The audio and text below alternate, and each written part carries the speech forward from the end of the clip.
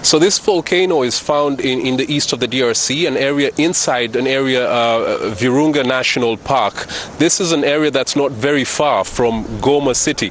Goma is the capital of North Kivu province. It has an estimated population of about 2 million people. And so people in that area didn't want to take any chances because they have very fresh memories of another eruption that occurred in 2002, where officials say about more than 200 people died and more than 100,000 were left homeless. That is why there were so many people who had to take their belongings and flee to neighboring places because they were fearing that this would destroy their homes and also kill people. Goma city currently is in a state of siege. The president announced it earlier this month because of killings of civilians, and so there was a restriction of movement of people around the area because it's now being managed by the military and the police. And so when this disaster happened yesterday, people disregarded all that, the state of siege, the martial law that has been imposed, and had to flee to other areas because it was about life and death. What sort of sense are you getting this morning in terms of, is there a sense of massive panic movement, or are things relatively calm?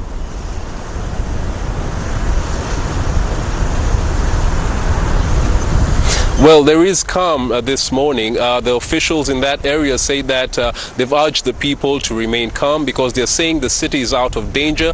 They noticed that most of the lava coming from Mount Nyiragongo was flowing towards the Rwandan border. So they told people, to remain calm, but some of them didn't want to take chances. They had to, flee to other towns, and some of them even ended up in Rwanda. But currently, we've been told that the situation is calm. People are still working with their leaders to see how they can come up with measures to help them in case there's another eruption.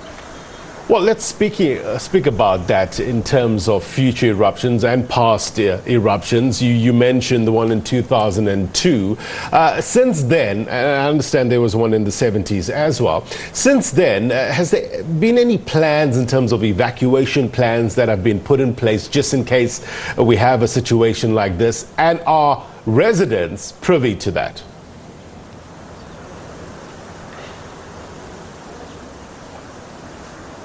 Well, there was another eruption in 1977. That one was not very serious. It didn't kill very many people. And so this mountain, according to experts, has erupted 34 times since way back in the 1800s. And it has been, it's a very active volcano, and people in the area have been, relying on the government authorities to help them because they stay in a low-lying area. And so when this lava comes flowing down, it really causes a lot of destruction to homes and, kills people. The government has been working in the past was working with the European Union, to try and put up some mechanisms to protect the lives of the people. But this collaboration was suspended a couple of years ago because of some cases of corruption.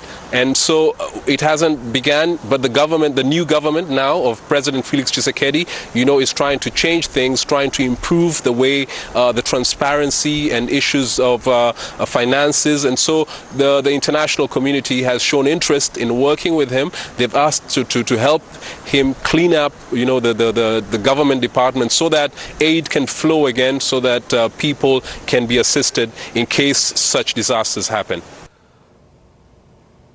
Our correspondent in Kinshasa, Chris Ocamringa, a little earlier on.